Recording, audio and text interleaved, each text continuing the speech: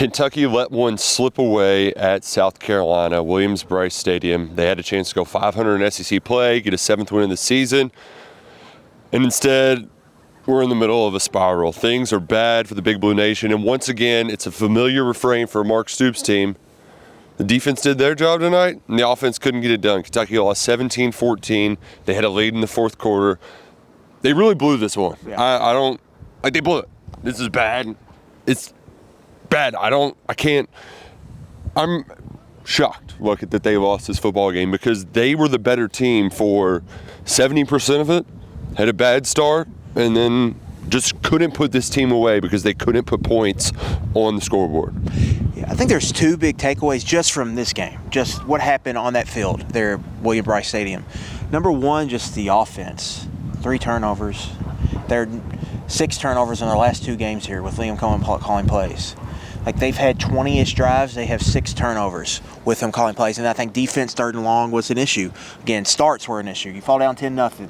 You fell down 10-0 against Tennessee. You fell down against Georgia. You fell down against Alabama. Starts have been an issue. And we all know that. But that's, like, the big thing that comes from is the big picture. Like, where are they at as a football program? Where are they going as a football program?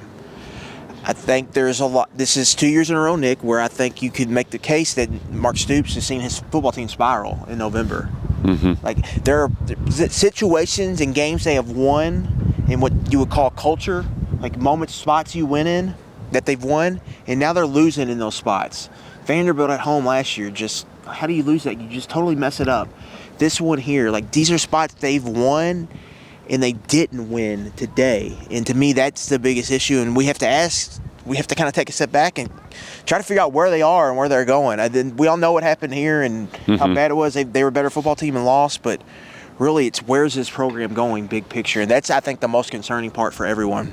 Well, in the intermediate, the here and now, the biggest problem is actually the simplest of them all. What's wrong? We said before the season, this team would go as far as Devin Leary would take them. Well, they're a 500 team because he's completing about 50% of his passes. That's it. Yeah. He did it again tonight.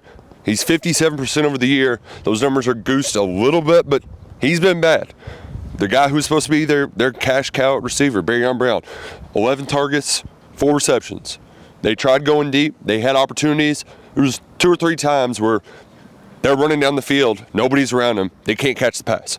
Those should have been easy scores early. They should have been, but they weren't. They were able to overcome some of that. And then the other part, to go back to your culture problem, Ray Davis hasn't been good. He said he thought he was the bell cow after the game. He still got 12 carries. One of them was awesome. That spin move was incredible for a 31-yard gain. The other 11 carries, he got 30 yards. He's not seeing it.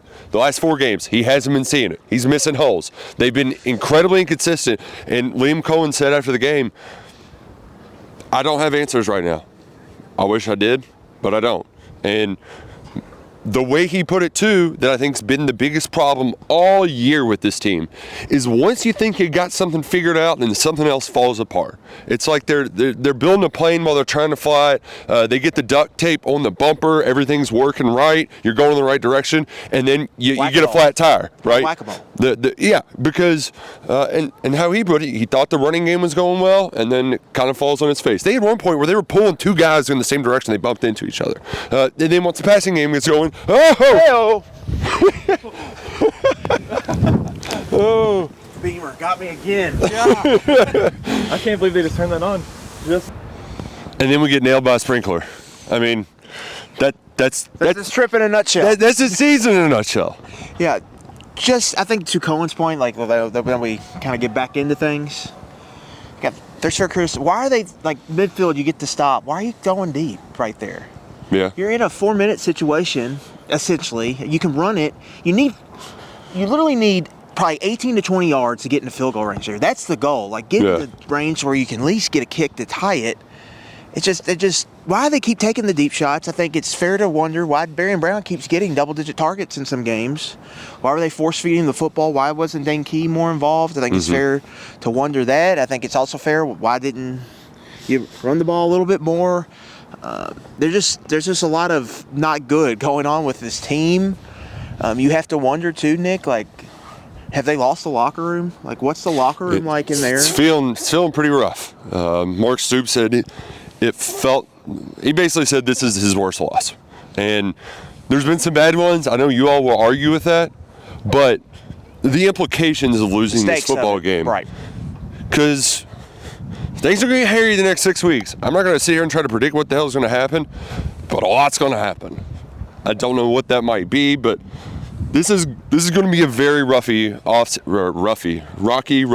Same thing. Yeah, it's just potato, tomato. It's going to be bad, and it felt like the train really got off the tracks there, and Yeah, I think Mark Stoops in his press conference was telling us some things without telling us some things. Mm-hmm. I think he was telling us that they really couldn't afford to lose this game because of the consequences of that. You could have more of a roster turnover Yep. than you had thought. It might force him to make some staff changes that maybe he doesn't want to, but maybe now he has to, because you can sell, like there was a path where you could kind of sell this year, where even if they lose to Louisville next week, you're 7-5, 4-4, but hey, look at the 4 teams you lost to. All top 10 teams, right? Yep, And it's just like the schedule, we didn't catch the breaks with the schedule this year. We lost the 50-50 game to Tennessee, but we're still on the right path. We're still right in the thick of the hunt. And now you can't say that because you go and lose to a team that's going to finish 5-7. They're probably going to lose to Clemson next week. It's consecutive 3-5 campaigns in the SEC. You have lost 2 of 7 home games, SEC home games. You're 2-7 your last 9 home games. And now you dropped 2 in a row to Beamer. You just lost to Drinkowitz. You've lost to Clark Lee.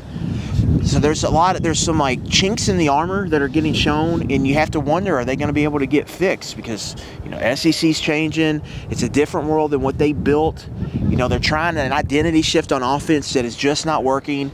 And then you're coming off an offseason where you said, hey, all right, we're fixing stuff on offense. Cohen's coming back. We're going to go out and spend money on a quarterback. We're invested in these young receivers. Let's go. We found a 1,000-yard rusher in the SEC. We invested in our offensive line. It's fixed. We're going to go and score points. We're going to go win football games, and it's not working. The offense was a tremendous disappointment tonight, but the defense has also been a disappointment in a game they could have won, the Tennessee game. Yeah. And so you're left scratching your head, and you're left wondering just what is the state of this football program and where it's going to go. And I think Mark Stoops is kind of sharing some of that. He doesn't know, I don't think. They're getting into a very bad place as a program right now, and it's hard to figure out how they get that fixed. Yeah, it really is, because, like you said, you thought this was the path forward. And instead, you're kind of back to square one. And then, it's like 2015. And ultimately, the buck stops with him. They've had offensive problems for 13 years. Well, no 3,000-yard passer since Mike Hartline. Mike Hartline. I mean, like, that's unacceptable. And there was a lot that was unacceptable about this game, about this loss. Why? Like the game-winning touchdown. Why is Drew Phillips one-on-one with Xavier Uget? Yeah. There's just a lot of stuff where you're like, how did this happen? How did this come to be? And they still had a chance to go win the football game, and they didn't. Multiple chances. That's the most disappointing part. The defense, we can talk all day about they should have done this, they should have done that, get off the field on third down. Like, man, they held Spencer Rattler to 207 passing yards. They held this rushing offense to under 3 yards per rush on non-sack carries. They had plenty of chances. If your defense holds a team to 17 points and 11 possessions, you should go win that football game. Furman scored 21 points on this team. Furman. Everybody has scored 20 plus, 30 plus. It's not that hard, but like anything with this Kentucky offense, you're left laboring, you're left wanting more, and now you're going into final game of the year where, yeah, you could change a lot of minds, a lot of hearts with a win. But does anybody think that's going to happen with this offense, with that team that's 10-1 now, that can execute in critical situations? This is yet again another game in the fourth quarter where you have a chance to win. It's a one-possession game, and you blew it. Came short. Kentucky came up short, missed opportunities. You could say it in a million different ways, but they blew it. Third time this season in an SEC game. It's in the fourth quarter. Start of the fourth quarter, it's within one possession. They crumbled against Missouri. The defense couldn't buy a stop against Tennessee. The offense blew multiple chances tonight against South Carolina. And that gets back to kind of the culture, the winning culture, figuring it out. It's just totally dissolved since 2021.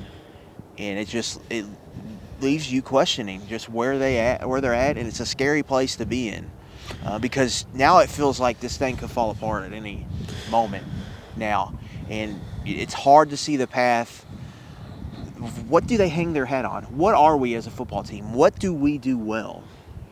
And that's tricky right now because it was defense, and the defense has had very bad moments. And then like you just said, Cohen thinks we're doing this right, and then this goes wrong. This right, and then this goes wrong. It's just, who are they? And they're not getting return on investment in a lot of different ways. Yep. I think the coaching money is a lot of times is just It's going to be brought up a lot. It's an empty calorie, I think, talking point we bring up, but I think it's fair to wonder, hey, like this is not you're not getting return on investment. I think the guys you invested NIL money in, you're not getting great return on investment there. And it's just fair to wonder just like what is going on. And a lot of it is on offense. Yep. I mean, they spent a lot of resources this offseason to fix the offense, and it's just not working. No. So how do you, if you can't fix it now, are you ever going to be able to fix it? Then who are you if this is who you are as an offensive operation? There's just a scary spot. Yeah. They're in a bad place right now as a program. It's very unsettling. There's more questions than there are answers, and now you're going on the road to play a top 10 team in a rivalry game. Sold out crowd. It's not looking pretty, folks, and things are probably going to get worse before they get better.